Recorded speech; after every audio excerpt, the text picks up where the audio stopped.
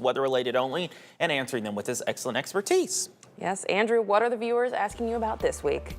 This week we still have the blizzard of last week on the mind, and a great question coming in about that because it was a challenging one, not only to forecast and message, but to measure its impacts in terms of how much snow. So Amanda was asking, in a blizzard, how in the world do you even get an accurate snowfall measurement, especially with the different piles and the drifting? Well, Amanda, here's your guide to measuring snow in a blizzard. So obviously, as you can imagine, we've had those big snow drifts. I saw many of those, especially out in the open areas. So you could have a range anywhere from a few inches to more than a foot, depending on where and what exactly you measured.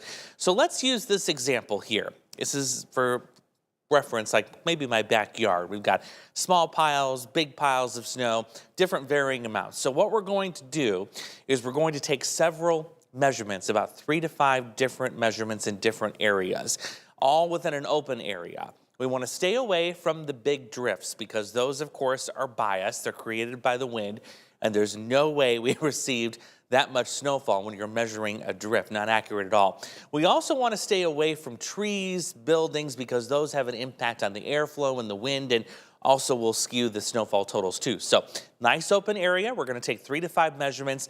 Then what we'll do is we'll take the average of those 3 to 5, and that will give you a good idea of how much snow likely fell. Now, when you go back to measure again, if the snow is still falling, make sure you're measuring in those same spots. Not a bad idea to get some of those utility marking flags. That'll help you out with that. But it is possible. It is definitely possible to do it. We have Ask Andrew Live returning again this week. Brand new episode. It'll be Ask Peter and Morgan, though.